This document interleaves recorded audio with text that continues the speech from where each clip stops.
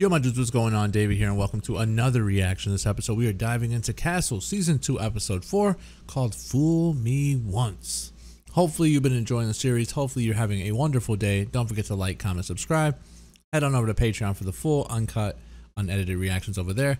Episodes extra early over there as well. But with that being said, buckle your seatbelts. Let's ride. Now listen. Oh no, this involves kids. Last time we spoke with that Dig? He had just entered the polar ice cap it's from Dig. Greenland, right here, headed toward the North Pole. From Arrow, Diggle. They're Anyway, pretending. I want to tell you He's not out. This herd of caribou I saw He's in a yesterday house. While I was out skiing, there were 12 of them, including 4 calves who had just started to grow the velvet. No, not with the kids. Cute. So there I am. I'm trying to pull out my camera when. Oh, wait, what are you? Cut it off, cut it off, cut it off. Don't. Dylan, I'm here for Alexis. Oh my god, it's Derek. I'm her new violin teacher. Dylan, hi. Thanks for coming. Dylan.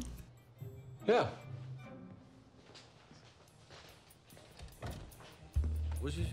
Oh my god. 2 of the shows I'm watching, 2 people already in here. Spoken with true artistic insight. Well, thank you. I'm an actor, so stands You don't to want to reason. side with mom over dad. He's a charming young man. Well, with grandma. Well, I'm off. Ryan, rewinded. I thought I saw something when the camera was falling. Really? You saw something when the camera Stop. was falling? Right there. Out the window in the background. That building? That's classic Upper West Side architecture. Take a picture of it, send it to the precinct, see if any of the beat cops recognize it. On it. 2 weeks ago to pick up a stack of letters the kids wrote to him for his trip. He was supposed to get on the plane to Greenland the next day. We got an ID on the building, 79th and Amsterdam. That means he owes Tell somebody Amy that money. we'll meet her there. I 100% think he owed somebody money. Uniform said the door was unlocked when they got here. Capricorn 1. That was like a Winterland twist. This man is lights, camera, action. Lainey, what do we got? Victim was Laney. shot once in the face with a large caliber bullet. Ouch. Oh, I don't think he felt much with a bullet that size. Oh, your book. Heat Wave. Yes, I read it. She read it. I haven't gotten to it yet. Oh, that's a lie. What do you mean you haven't gone to it yet? I'm sorry, I've just been so busy with work, I haven't had time.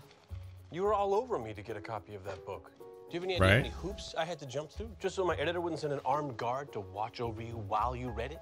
Apparently, Ms. Schultz has spent several stints in Greystone Park Psychiatric Why does she look Hospital, familiar? and none of them voluntary. Straight jacket. She looked familiar though. For coming. I don't want to rule her out.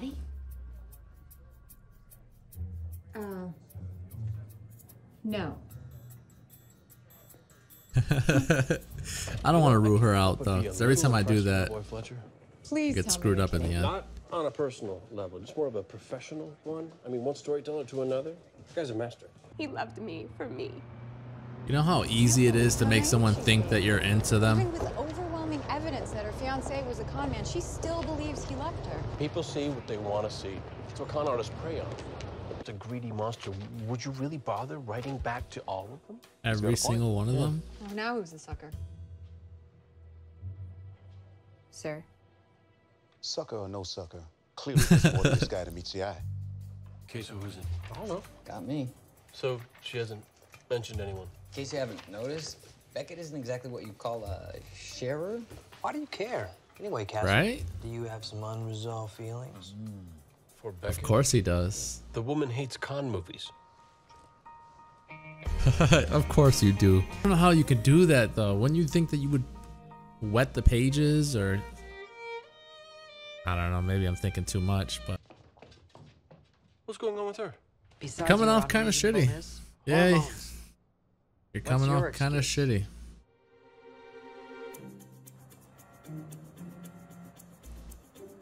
I mean, can't get mad at him though. He just wants to do the research first. Castle. What was so important that you had to cut my sparring session short? Just daughter was about to marry a scam artist. Crazy enough to kill, maybe? Ooh. Inspired. No. Brilliant.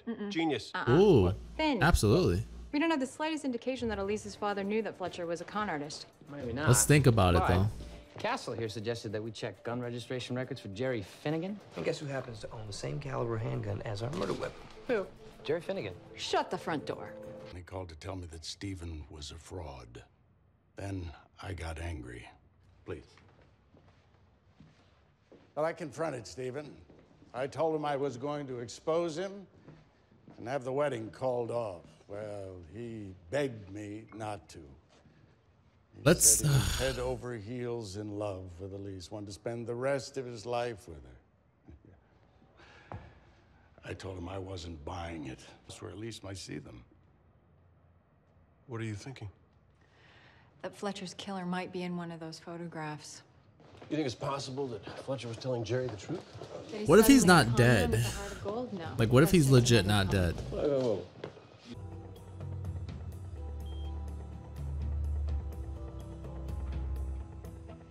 That's Elise Finnegan, Fletcher's fiancée. Damn, I was legit about to say Elise. Why didn't I say it? Why didn't I say it? Who are you calling? My guy in the CIA. You have a guy in the CIA. When are you gonna learn? I've got a guy everywhere. I was just about to say, he's got a guy Thai food everywhere. is pleasing to the tongue. Secret code. He'll call me back. I met Agent Gray when I was researching Storm Warning. This guy was invaluable for the really hardcore secret agent stuff. I'm in high school. It's like the wild, wild west with hormones, and I think I'm doing a pretty good job navigating it. You are, and I'm proud. Well, then why don't you trust me to pick the person who's going to inspire me as an artist? I love you, Daddy, but I'm not a little girl anymore. You can't protect me from everything. Oh, Castle, that's got you in your feels, man. Elise, tell them the good news. What good news? Nothing. Fletcher's alive. Did I call it? Did I call it? Did I freaking call it? Please tell me he's alive. Sorry, I tried to fool you. It's just Stephen left me a voicemail Please tell me he's alive. half an hour ago. And you're sure it was him? Bus Fletcher has 7 known identities, and so far, I haven't found a single one that went to the dentist, so I have no dental records to compare. Okay, bottom line? This body could not be a man whose alias is Stephen Fletcher. But we saw Let's him go. Or did we? Exactly. He smacks the camera away. I know. Isn't it great? Wait, what are you? What are you? No. Don't. Oh, see? Come on. So Sue takes matters into her own hands. She kills Fletcher, shooting him in the face, making sure positive ID is impossible. Bingo. But what about the phone call from Stephen? Right? What about the phone call? Well, she must have faked it somehow. Why? I mean, there's because there's a way. The con is still on. If Elise needed money, where would she go? National Bank and Trust, 84th and Lexington. Thank you, Mrs. Finnegan. Safety's their evidence. Damn it! I thought I had it. She's super gullible. Thanks. They're gonna run into Elise, and then Sue's gonna get away.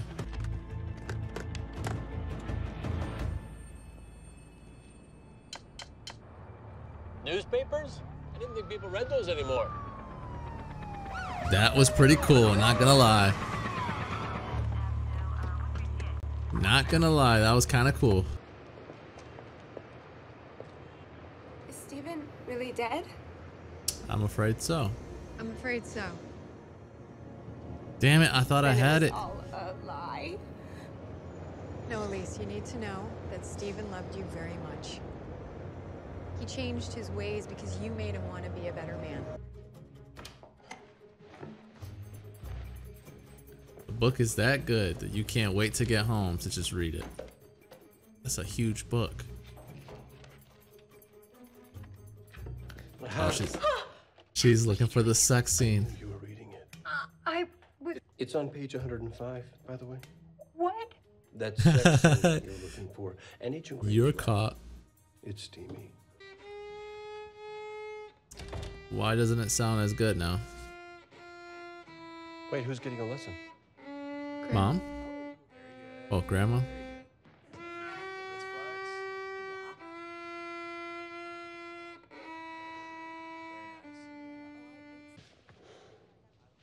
I'm telling you, he gets emotional when it comes to his daughter. Aren't you worried about Dylan's intentions towards Graham? I'm hoping they involve running away together, but I'm not that lucky. Speaking of running away, how about we have dinner out? Yes. Alrighty, season 2, episode 4 of Castle.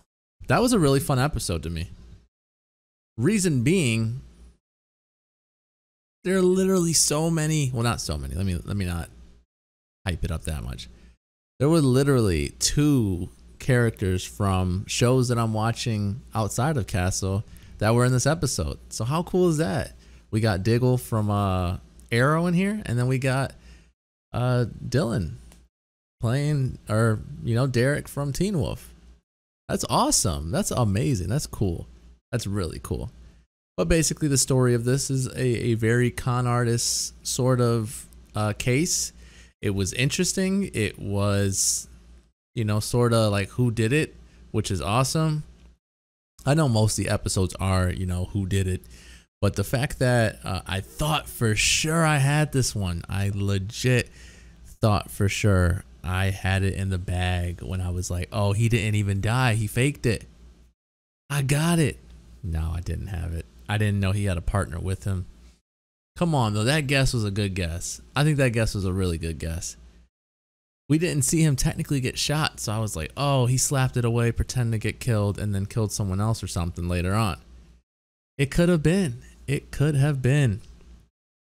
I thought Elise was in on it too throughout the episode, but it looks like she legit thought that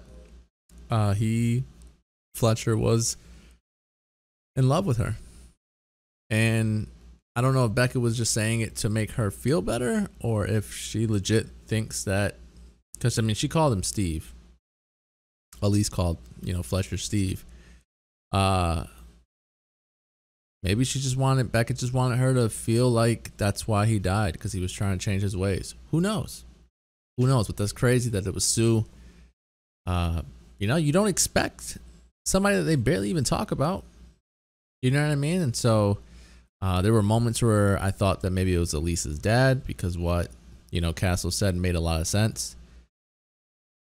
If you're a father and you want to know more about your daughter, like your daughter's fiance,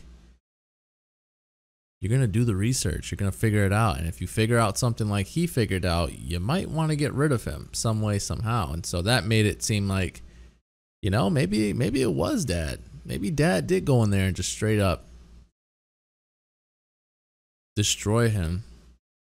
It's crazy though. I mean, with the reflection, you really couldn't see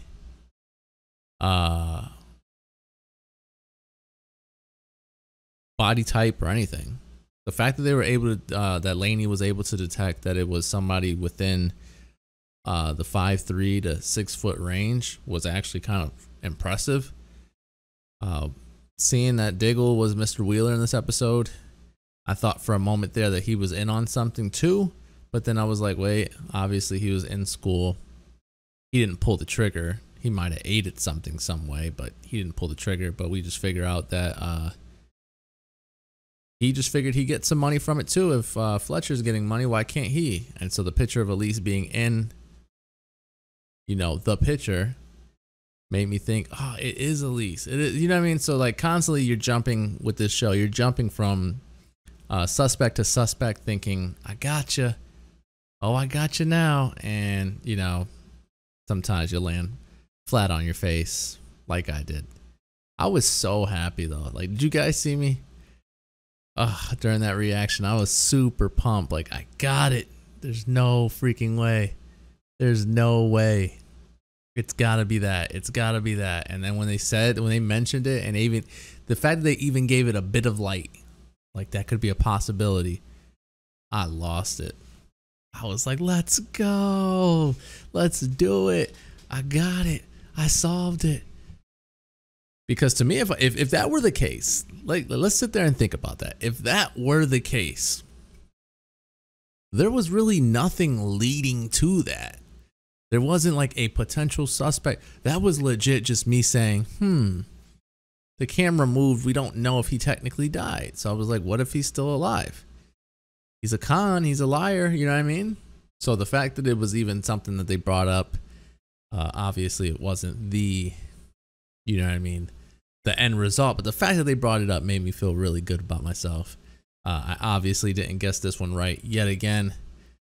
It is becoming the new, I think I only guessed one right. I legit feel like a season and a half in, I've only guessed one right. So I don't feel too good about that. But the other story that's kind of sort of going on while the case is going on is that Beckett has been reading the Heatwave book and not telling Rick about it.